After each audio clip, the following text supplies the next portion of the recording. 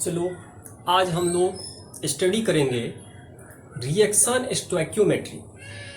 Reaction stoichiometry actually क्या होता है, 11th का फर्स्ट चैप्टर जब हम लोग स्टडी करते हैं मोल कंसेप्ट, तो मोल जान पाते हैं, मोलर मास क्या होता है, वेट क्या होता है, नंबर ऑफ मॉलिक्यूल्स क्या होता है।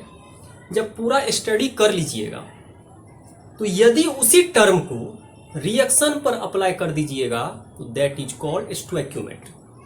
क्योंकि रिएक्शन का अमाउंट बहुत कम होता है और रिएक्शन को यदि हम इन टर्म्स ऑफ मोल एक्सप्रेस्ड करें, रिप्रेजेंट करें, ठीक है, नंबर ऑफ मॉलिक्यूल्स के टर्म में, वॉल्यूम के टर्म में, डिफरेंट वे से यदि हम लोग रिएक्शन को रिप्रेजेंट करें और वहां से कुछ कैलकुलेट कर पाए, दैट इज कॉल्ड स्टोइकियोमेट्री। ठीक है, तो स्टोइकियोमेट्री कुछ नहीं होता है, रिएक्शन पे आप मोल को अप्लाई करिए और मोल यदि अप्लाई करिएगा तो नंबर कैलकुलेट होगा, वॉल्यूम कैलकुलेट होगा, मास कैलकुलेट होगा, यहां से हम सब कुछ कैलकुलेट कर सकते हैं। तो दैट इज कॉल्ड स्टोइकियोमेट्री। तो देखते हैं स्टोइकियोमेट्री क्या होता है, रिएक्शन पे कैसे अप्लाई करेंगे, और बहुत ही इंपॉर्टेंट है, कंपटीशन व्यू से भी इससे बहुत सारा क्वेश्चन आता है। तो रिएक्शन पे आपको कमांड होना चाहिए कि रिएक्शन यदि कोई भी लिखते हैं तो हम उससे किस तरह न्यूमेरिकल को सॉल्व कर सकते हैं, और इसके बाद जब स्टोइकियोमेट्री समझ लेंगे तब चलेंगे लिमिटिंग पर, लिमिटिंग से क्वेश्चन कैसे बनाएंगे। ठीक है, तो सबसे पहले देखते हैं रिएक्शन स्टोइकियोमेट्री। क्या देखते हैं, reaction stoichiometry.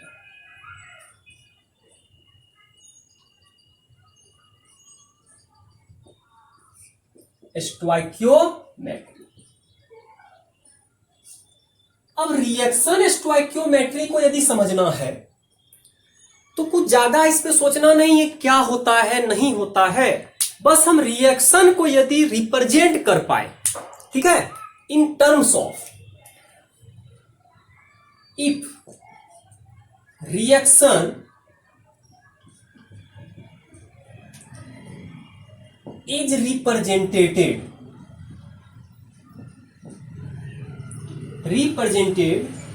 as in terms of, क्या होगा, in terms of रिएक्शन को हम लोगों को रिप्रेजेंट करना है, रिप्रेजेंट किया जाता है as in terms of mole. हम मोल के रूप में भी इसको रिप्रेजेंट कर सकते हैं, मॉलिक्यूल्स भी बता सकते हैं, एटम्स भी बता सकते हैं, ठीक है, वेट भी बता सकते हो, और वॉल्यूम यदि गैस हो तो वहां से हम लोग वॉल्यूम भी निकाल सकते हैं। यदि किसी भी रिएक्शन को इस टर्म में आप रिप्रेजेंट करिएगा, दैट इज कॉल्ड, इसी को हम लोग बोलते हैं स्टोइकियोमेट्री। इसी को हम लोग क्या बोलते हैं, स्टोइकियोमेट्री ऑफ रिएक्शन। मतलब किसी भी रिएक्शन का यदि स्टोइकियोमेट्री पता करना हो तो कुछ विशेष चीज जानना जरूरी नहीं है, बस हम लोग जान पाएंगे मोल, नंबर, वॉल्यूम, यही सब चीज जो होता है एक्चुअली स्टोइकियोमेट्री कहते हैं। देखते हैं, एग्जांपल लेते हैं। तो हमेशा जानते हैं किसी भी रिएक्शन में रिएक्टेंट होता है, कोई भी यदि रिएक्टेंट लीजिएगा वही आपका प्रोडक्ट बनाएगा। तो यदि स्टोइकियोमेट्री का सही जानकारी आपके पास हो तो आप आसानी से किसी भी रिएक्शन पे जो बेस्ड ऑन क्वेश्चन होगा उसको आप सॉल्व कर पाइएगा। कैसे करेंगे देखेंगे। रिएक्टेंट लेते हैं, हमेशा ये हमको पता रहता है कितना लिए, नहीं प्रोडक्ट कितना बना ये तो पूछ के नहीं बनेगा। तो उसको निकालने के लिए आपको एक्चुअली स्टोइकियोमेट्री को डीपली स्टडी करना पड़ेगा। आगे भी जाएंगे और इसके बाद भी कुछ देखेंगे, तो देखते हैं। चलिए इसको अप्लाई करते हैं। यदि कोई रिएक्शन लेते हैं, जनरल यहां एक एग्जांपल लेते हैं और रिएक्शन के थ्रू पहचानने का कोशिश करते हैं कि हम लोग कैसे लिखेंगे किसी भी रिएक्शन में स्टोइकियोमेट्री। तो स्टोइकियोमेट्री में हमेशा, जैसे यहां N2 ले लीजिए गैस है और यहां H2 ले लीजिए गैस है, और आपका यदि बना रहा है NH3 गैस, क्या बना रहा है? NH3 gas. रिएक्शन बैलेंस होना चाहिए, तो यहां 2 दे दीजिए, बैलेंस हो जाएगा, और यहां भी आपको देना होगा कितना? 3, बैलेंस हो गया। अब इसी रिएक्शन को यदि हम मोल के रूप में लिखे, वॉल्यूम के रूप में लिखे, मॉलिक्यूल्स के रूप में लिखे, किसी भी टर्म में लिख दे, तो दैट इज कॉल्ड स्टोइकियोमेट्री। तो यदि हमको बोल दे मोल लिखने के लिए, तो मोल आगे को देखते हैं, आगे में कितना कोफिशिएंट है? 1 है, कुछ नहीं है, तो यहां 1 मोल आ जाएगा, यहां 3 मोल आ जाएगा, और यहां 2 मोल आ जाएगा। ठीक है, मोल आप आसानी से लिख सकते हैं। फिर आगे सोचते हैं, यदि मोल पता हो गया तो आप वॉल्यूम भी लिख सकते हैं। तो हम लोग यहां से क्या करते हैं, एक और लिख सकते हैं, मोलर मास। तो मोलर मास भी यहां से आप लिख सकते हैं। सब नॉन डाटा होता है जो आप लोग ऑटोमेटिक आप लिख सकते हैं। मोलर मास कैसे लिखिएगा? नाइट्रोजन 1 नाइट्रोजन 14 ग्राम होता है, 2 है तो 28 ग्राम, यहां 2 है 2 ग्राम लेकिन 3 मोल है तो आ जाएगा 6 ग्राम, यहां 14 3 17 होगा, 2 मोल है तो यहां आ जाएगा 34 ग्राम। इस तरह करके आप आसानी से लिख सकते हैं। फिर बोलिएगा और इसमें क्या लिख सकते हैं? तो इसमें हम लोग वॉल्यूम भी लिख सकते हैं। यदि गैस हो एट एसटीपी पर हम लोग वॉल्यूम भी इसमें अप्लाई कर सकते हैं। तो वॉल्यूम कैसे लिखते हैं? तो वॉल्यूम लिखेंगे 1 मोल है तो आ जाएगा 22.4 लीटर। ठीक है, यहां आ जाएगा 3 × 22.4 लीटर, और यहां आपका आ जाएगा 2 × 22.4 लीटर। ये आपका क्या आ गया? वॉल्यूम। देखिए रिप्रेजेंट करने का तरीका, ये सब खुद जान रहे हैं उसको रिप्रेजेंट कर। अब यहां से आ सकता है मोलिक्यूल्स। तो यदि मोलिक्यूल्स आ जाए तो मोलिक्यूल्स कैसे लिखिएगा? तो हम लोग यहां से मोलिक्यूल्स भी लिख सकते हैं। कैसे लिखेंगे? 1 मोल है तो Na मोलिक्यूल्स होगा, 3 मोल है तो 3Na मोलिक्यूल्स होगा, और 2 मोल है तो 2Na मोलिक्यूल्स होगा। इसी को बोलते हैं स्टोइकियोमेट्री। ठीक है, इसको क्या बोलते हैं? स्टोइकियोमेट्री। क्वेश्चन इससे भी किया जा सकता है, क्वेश्चन करने में कोई दिक्कत नहीं होगा। क्वेश्चन तो इससे भी अप्लाई करिएगा, क्वेश्चन बन जाएगा, यूनिटरी मेथड लगाइए। लेकिन क्वेश्चन जब भी आप बनाइएगा हमेशा क्वेश्चन इससे नहीं बनाना है, यूनिटरी मेथड से। डायरेक्ट हम लोग मोल का फॉर्मूला जानते हैं। तो यदि हम लोग कभी भी आज के बाद यदि क्वेश्चन करेंगे तो हम लोग मोल यूज करेंगे। हम लोग जानते हैं मोल जो होता है 1 मोल हमेशा बराबर होगा मोलर मास के बराबर होता है। किसके बराबर होता है? मोलर मास, जिसको हम लोग क्या बोलते हैं? m बोलते हैं। किसके बराबर होगा? मोलर मास के बराबर होगा। मोलर मास निकालने आता है, जोड़ जाड़ के जो भी करेंगे, जो जानते हैं उसको जोड़ देते हैं। जैसे यहां देखिए 1 नाइट्रोजन 14 था, 2 नाइट्रोजन आपका कितना आ गया? 28, उसी को मोलर मास बोला जाता है। इसके बाद यहां पर हम लोग मोलिक्यूल्स Na ले सकते हैं। Na कुछ भी होगा, आपका एटम्स हो सकता है, मोलिक्यूल्स हो सकता है, और यहां आयन भी हो सकते हैं। जो मन सो यहां पर लिया जा सकता है। नंबर है, नंबर किसी का भी हो सकता है। इसके बाद आप इसको 22.4 लीटर के बराबर कर सकते हैं। किसके बराबर कर सकते हैं? 22.4 लीटर। 24 लीटर जो होगा ओनली फॉर गैस के लिए होगा, अदर चीज के लिए नहीं ले सकते हैं। Only for gas. किसके लिए लेंगे? गैस के लिए। सॉलिड और लिक्विड के लिए नहीं लेना। इसके बाद हम इसको देखेंगे ओनली एट एसटीपी पर। या तो एसटीपी होगा या तो एनटीपी होगा। इसका फुल फॉर्म होता है standard temperature and pressure, normal temperature and pressure. इसका मीनिंग होता है स्टैंडर्ड टेम्परेचर एंड प्रेशर, एक होगा नॉर्मल टेम्परेचर एंड प्रेशर। क्या होता है टेम्परेचर? नॉर्मल जो लेते हैं, टेम्परेचर लेते हैं 0 डिग्री सेंटीग्रेड और प्रेशर लेते हैं 1 एटीएम। कितना लेते हैं? 1 एटीएम प्रेशर लेते हैं। ये जनरली आपको आना चाहिए कि 1 मोल कितना होता है। फिर यदि इस पे और सोचेंगे तो मोल का फॉर्मूला बन जाएगा। जो जानते हैं उससे डिवाइड कर देंगे, जो दिया गया हो तो मोल निकल जाएगा। तो मोल बहुत सारा फार्मूला हो सकता है, तो यहां पर हम लोग मोल का फार्मूला बना लेंगे। W यदि वेट गिवेन हो तो वेट से डिवाइड कर देंगे, given weight by molar mass जो नोन है।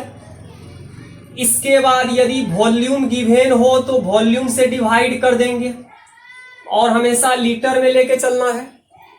और यदि नंबर गिवेन हो तो नंबर से डिवाइड कर देंगे।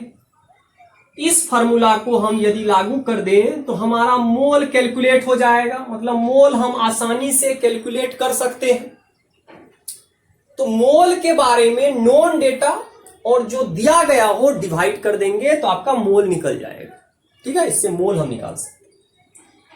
अब चलते हैं थोड़ा सा एक स्टोइकियोमेट्री और लिखने का कोशिश करते हैं, तब चलेंगे न्यूमेरिकल पे कि न्यूमेरिकल हम लोग इसका किस तरह सॉल्व कर सकते हैं।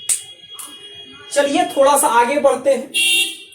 यदि हम इसी क्वेश्चन को एक एग्जांपल और लें और उसको समझने का कोशिश करें कि स्टोइकियोमेट्री किस तरह लिखा जा सकता है, और न्यूमेरिकल को हम दोनों मेथड से सॉल्व करने का कोशिश करेंगे कि स्टोइकियोमेट्री से क्वेश्चन कैसे बनेगा और डायरेक्ट मोल से रिलेशन जो हम लोग स्टेबलाइज करेंगे उससे कैसे बनेगा, उसको भी देखें। अब देखना क्या है कि नेक्स्ट एग्जांपल हम लोग यहां ले रहे हैं, एग्जांपल नंबर 2।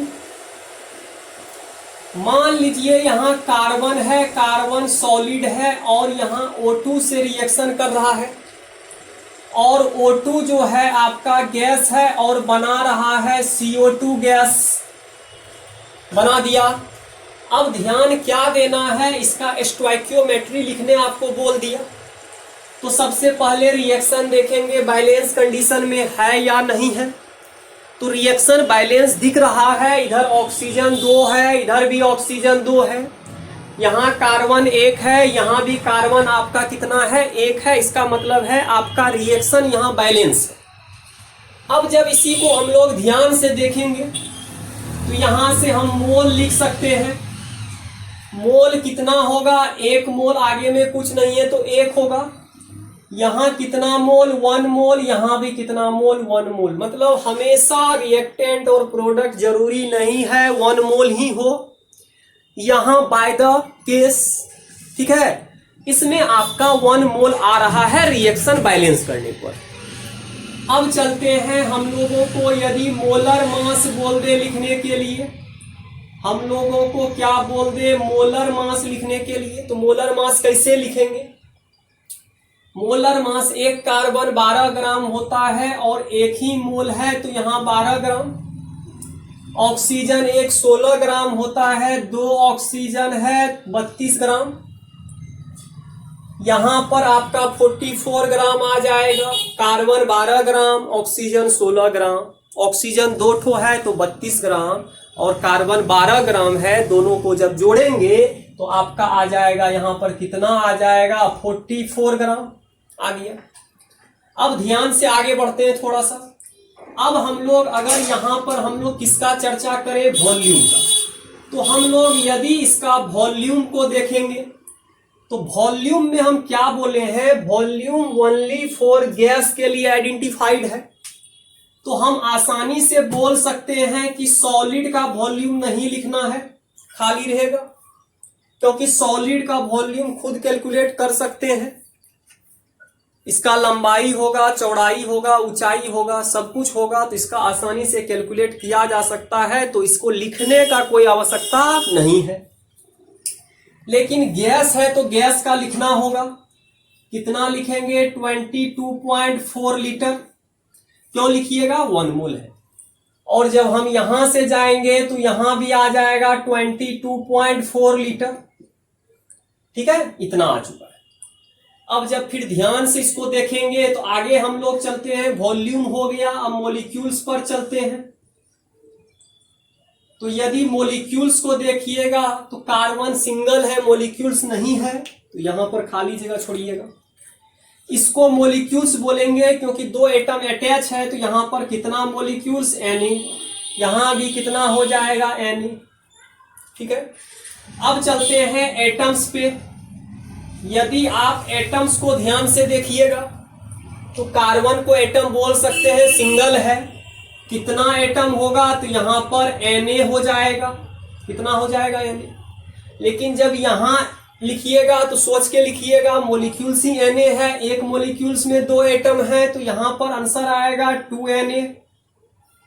और यहां 3 है तो यहां आंसर आएगा 3Na। इस तरह करके स्टोइकियोमेट्री लिखेंगे और थोड़ा याद रखेंगे कि लिक्विड और सॉलिड में वॉल्यूम यूज नहीं करना है, उसका वॉल्यूम हम लोग खुद कैलकुलेट कर सकते हैं, और जिसका वॉल्यूम खुद कैलकुलेट करिएगा उसको लिखने का आवश्यकता नहीं है। ठीक है, इतना हम लोग आसानी से लिख लिए। अब यदि क्वेश्चन पे अप्लाई करना हो तो यहां से क्वेश्चन न्यूमेरिकल भी बनेगा, न्यूमेरिकल को भी देखेंगे, लेकिन इसके बाद हम लोग देखते हैं नेक्स्ट मेथड। तो देखते हैं मेथड सेकेंड।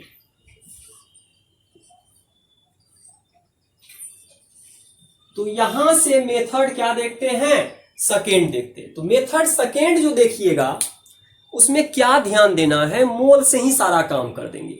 मतलब मोल से स्टोइकियोमेट्री को डिफाइन कर सकते हैं, क्योंकि मोल तो सब पे लागू होता है, तो मोल से ही सब कुछ को लिखेंगे। एक जनरल रिएक्शन लेते हैं। क्या करिएगा, यहां मान लेते हैं यहां पर A है जनरल रिएक्शन, एक रिएक्टेंट, यहां पर B है और यहां पर हम लोग इसका B मान लेते हैं, एक आगे में मोल है। और आपका रिएक्शन यहां पर मान लीजिए यहां है C, तो यहां C ले लिए, और यहां D है तो यहां D ले लिए। जनरल आप काम कर रहे हैं, एक रिएक्शन, कॉमन रिएक्शन आप लिए हैं, और इसका मेथड सेकेंड देखते हैं कि आप स्टोइकियोमेट्री को मोल के फॉर्म में लिखना है। बड़ा आसान है, इससे क्वेश्चन करिएगा तो ज्यादा आसानी होगा। तो क्वेश्चन में ज्यादा झंझट इसमें नहीं होता है, आराम से आप किसी भी न्यूमेरिकल को कर सकते हैं इस मेथड से। देखिए कैसे करते हैं, ध्यान से देखेंगे तो पता चल जाएगा, क्लियर हो जाएगा, ज्यादा इसमें कोई दिक्कत नहीं होना चाहिए। अब हम लोगों को क्या देखना है इस मेथड में, मोल से सारा अप्लाई कर देते हैं। कैसे लिखेंगे, सब सबके बराबर होगा, तो हम आसानी से लिखेंगे 1/A।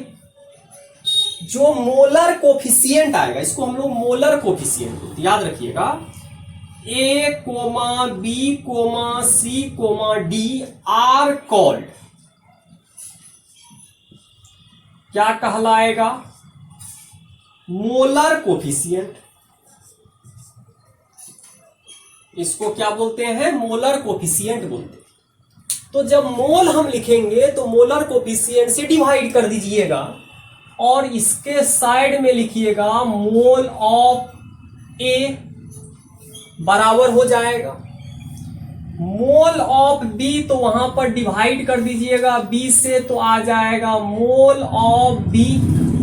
उसी तरह फिर बराबर कर सकते हैं 1/C से, तो आ जाएगा मोल ऑफ C, और डिवाइड करिएगा D से, तो आ जाएगा मोल ऑफ D। बड़ा ही इंपॉर्टेंट फार्मूला बन जाता है अगर आप डायरेक्ट स्टोइकियोमेट्री में मोल लगा दीजिए, तो बड़ा इजीली क्वेश्चन बनता है। इससे क्वेश्चन बनाने में बड़ा आसान होता है और समझने में भी आसानी होता है। सब मोल एक दूसरे के बराबर हो गया, लेकिन डिवाइड कर देना है मोलर कोफिशिएंट से। तो यदि मोलर कोफिशिएंट से आप डिवाइड कर दीजिएगा, सब सबके बराबर हो जाए। इसको लिखने का कैसा तरीका है, लिखते हैं फिर क्वेश्चन करेंगे। एक एग्जाम्पल लेते हैं। एग्जाम्पल जो लेंगे जनरल लेते हैं। मान लीजिए यहां पर एक एग्जाम्पल ले रहे हैं, एग्जाम्पल नंबर 3 है, डिफरेंट वे में। यहां पर SO2 गैस है और यहां पर O2 गैस है। मान लीजिए बना रहा है SO3 गैस, कुछ भी बना रहा है। रिएक्शन को बैलेंस कर दीजिए सबसे पहले। तो यहां पर ले लीजिए 2 तो यहां भी ले लीजिए 2, तो बैलेंस हो गया रिएक्शन। अब इस मेथड को अप्लाई करते हैं तो यहां 2 1 2 मोलर कोफिशिएंट। तो मोलर कोफिशिएंट यहां क्या क्या है, 2, 1, 2 आर कॉल्ड मोलर कोफिशिएंट। ये क्या कहलाएगा, मोलर कोफिशिएंट कहलाएगा। इसको हमेशा हम लोग क्या बोलेंगे, मोलर कोफिशिएंट बोलते हैं। अब यदि मोल पे अप्लाई करना है तो डायरेक्ट यहां से अप्लाई कर दीजिए। मोलर कोफिशिएंट कितना है, 2 है, तो डिवाइड 2 से करेंगे और यहां पर मोल लिख देंगे। और मोल कितना लिखेंगे, SO2 लिख दीजिए। फिर बराबर कीजिए, यहां तो 1 है तो डिवाइड कोई फायदा नहीं है, डायरेक्ट लिखेंगे मोल ऑफ, क्या लिखिएगा, O2 और इक्वल टू, अब वहां 2 है तो यहां डिवाइड कर दीजिए 2 से और यहां आ जाएगा आपका मोल ऑफ SO3। इस तरह करके हम लोग इसको अप्लाई कर सकते हैं कहीं भी। तो दोनों मेथड हम अप्लाई कर सकते हैं। इसको भी स्टोइकियोमेट्री बोलिएगा, बस फॉर्म कर दिए हैं मोल। और मोल के जगह पे तो हम किसी भी चीज को पुट कर सकते हैं, क्योंकि हम लोग जानते हैं, क्या जानते हैं, मोल का फॉर्मूला जानते हैं। जो चाहिए पुट कर दीजिएगा। वेट चाहिए वेट पुट करेंगे, वॉल्यूम चाहिए वॉल्यूम पुट कर देंगे, और नंबर चाहिए नंबर पुट कर देंगे, तो क्वेश्चन आसानी से बन जाएगा। तो क्यों इतना झोल झाल करेंगे, इतना चीज लिखेंगे, फिर यूनिटरी मेथड लगाएंगे, बहुत सारा टेंशन होगा। डायरेक्ट हम लोग मोल को याद रखेंगे, जिससे क्या होगा, मोल पे कमांड भी बढ़ेगा। क्वेश्चन पे अप्लाई करते करते करते करते मोल पे पूरा हम लोग अच्छा से पकड़ बना लेंगे। तो आने वाला जो चैप्टर होगा उसमें मोल मोल करेंगे तो आसानी से किसी भी क्वेश्चन को हम लोग सॉल्व कर सकते हैं। ठीक है, तो हम लोग जब देखेंगे तो क्वेश्चन को दोनों मेथड से हम करते हैं, लेकिन आपको जो अच्छा लगे उसी से करिएगा क्वेश्चन। अब चलते हैं क्वेश्चन पे, किसका न्यूमेरिकल कैसे पूछा जाएगा। चलते हैं, अब देखना है न्यूमेरिकल। तो हम लोग देख लिए कि हम स्टोइकियोमेट्री को 2 मेथड से लिख सकते हैं। पूरा बढ़िया से लिखिए, सजा सजा के, नंबर इतना है, इतना है, इतना है। एक ऐसा भी लिख सकते हैं, बड़ा मजेदार ढंग से लिखिए, शॉर्ट में एक ही लाइन में सब कुछ लिख दीजिए, वो भी बढ़िया है।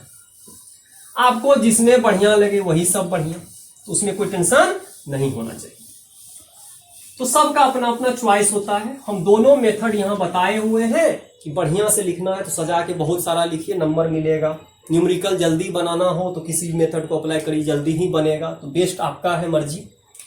अब चलिए यहां से क्वेश्चन करते हैं स्टोइकियोमेट्री। एक क्वेश्चन हम लोग करते हैं, दोनों मेथड यूज करेंगे। यहां मान लीजिए एक रिएक्शन दे देगा, यहां पर रिएक्शन आपको दे दिया, रिएक्शन बैलेंस्ड होना चाहिए। मान लीजिए यहां कार्बन का ही लेते हैं, कार्बन सॉलिड है, यहां O2 गैस है, जल के बना रहा है कौन सा गैस, CO2 गैस। जलने पर CO2 गैस दे रहा है, थोड़ा ऊर्जा भी देगा, हीट भी देगा, उस सबको नहीं लेना, हीट तीट देने दीजिए जो है। अब चलिए देखते हैं क्या बोलता है क्वेश्चन। तो रिएक्शन हमको पहले से पता चल गया, तो इसमें क्या देगा, मान लीजिए इसमें दे दिया 40 gram carbon reacts with O2 gas, then form CO2। जब रिएक्शन कर रहा है तो क्या बना रहा है, CO2 गैस बना रहा है। देन कैलकुलेट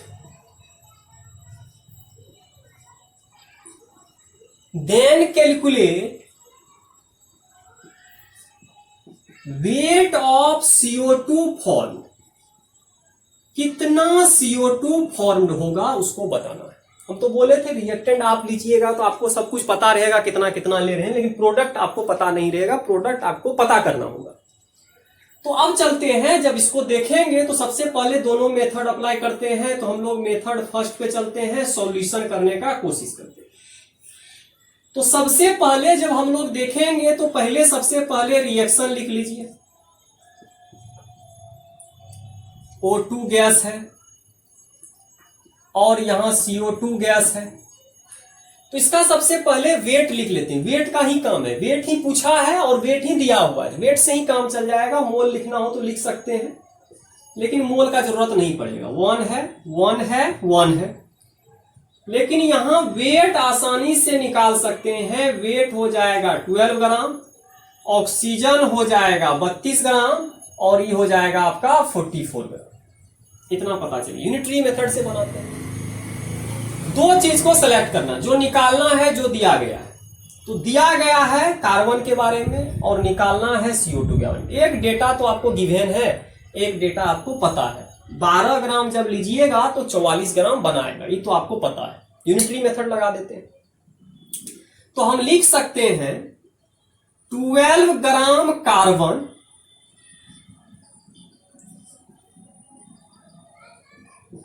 फॉर्म्ड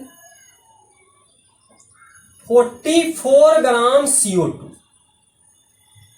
तो 1 ग्राम कार्बन फॉर्म 44/12 ग्राम CO2।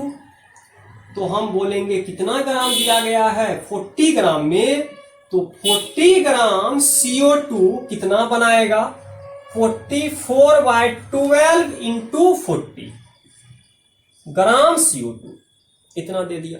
इसका मतलब है अब आपका वेट ऑफ CO2 आ चुका है। तो वेट ऑफ CO2 कितना आ गया यूनिटरी मेथड से, तो वेट ऑफ CO2 गैस जो फॉर्म्ड हो रहा है उसका वैल्यू आ रहा है कितना 44/12 इंटू कितना आ गया 40। ठीक है, इसको डिवाइड भी कर सकते हैं। तो यहां आ जाएगा तो 4 तिया 12, तो यहां पर आ जाएगा 44 440 और यहां आ जाएगा 3 ग्राम आ गया। इसको डिवाइड कर सकते हैं तो कितना आ जाएगा 1 3 बार में लगेगा। इसके बाद आपका आ जाएगा 14, तो यहां पर 4 बार में लगेगा और 2 आएगा तो 6 बार में लगेगा और इसके बाद पॉइंट आएगा, तो यहीं तक रहने दीजिए, ग्राम कर दीजिए 146 ग्राम। तो ये आपका आ गया एक मेथड जो यूनिटरी मेथड का आता है। यूनिटरी मेथड से आप इस तरह करके आसानी से बना सकते हैं, लेकिन सेकेंड मेथड ज्यादा बढ़िया है मोल से डायरेक्ट क्वेश्चन को यदि सॉल्व करना हो। देखते हैं, तो मेथड सेकेंड पर चलते हैं। तो मेथड जो सेकेंड होगा मोल ही अप्लाई कर देंगे, जो लाना है जो पूछा है उसका मोल को बराबर कर देते हैं। तो पहले हम यहां से रिलेशन बनाते हैं, क्योंकि मोलर कोफिशिएंट 1 है, मोलर कोफिशिएंट 1 है, मोलर कोफिशिएंट 1 है।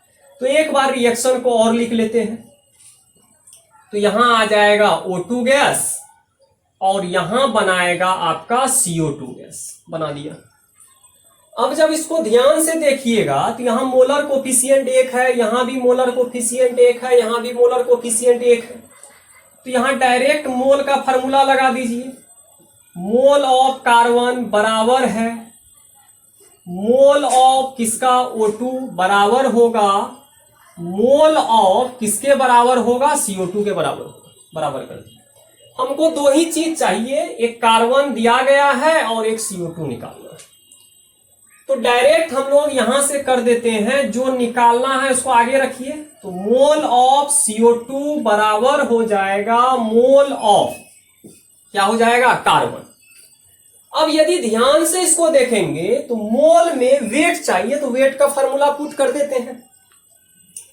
तो वेट आ जाएगा CO2 by molar weight of CO2 बराबर weight of carbon molar weight of carbon. Weight यहां सब पता है, मोलर वेट पता है। तो अब चलते हैं, जब इसको देखिएगा तो यहां से पता चलेगा वेट ऑफ कार्बन तो निकालना है, मोलर वेट आपको पता होगा कितना है 44 ग्राम। तो ये तो पता चल गया। इसके बाद यहां दिया गया है कितना ग्राम दिया गया है आपका 40 ग्राम। तो यहां पर आ गया 40 ग्राम डिवाइडेड बाय यहां से आ जाएगा मोलर मास। मोलर मास कितना आएगा कार्बन का 12 ग्राम। तो 12 ग्राम आ गया। तो यहां से WCO2 आ जाएगा, देखिए 40 डिवाइडेड बाय 12 इंटू कितना आ गया 44 ग्राम, सेम आ गया। और इसको जब डिवाइड करिएगा तो यहां पर भी आएगा 146 ग्राम। ठीक है, तो आज हम लोग वीडियो लेक्चर में क्या देखे, स्टोइकियोमेट्री क्या होता है, उस पर न्यूमेरिकल किए। नेक्स्ट वीडियो लेक्चर में हम लोग देखेंगे लिमिटिंग रिएजेंट पे क्वेश्चन कैसे बनेगा। तो आज का वीडियो लेक्चर यहीं तक रहने दीजिए, और जब वीडियो को देखिएगा तो दोस्तों के साथ शेयर भी करिए और सब्सक्राइब भी करिए। Thank you.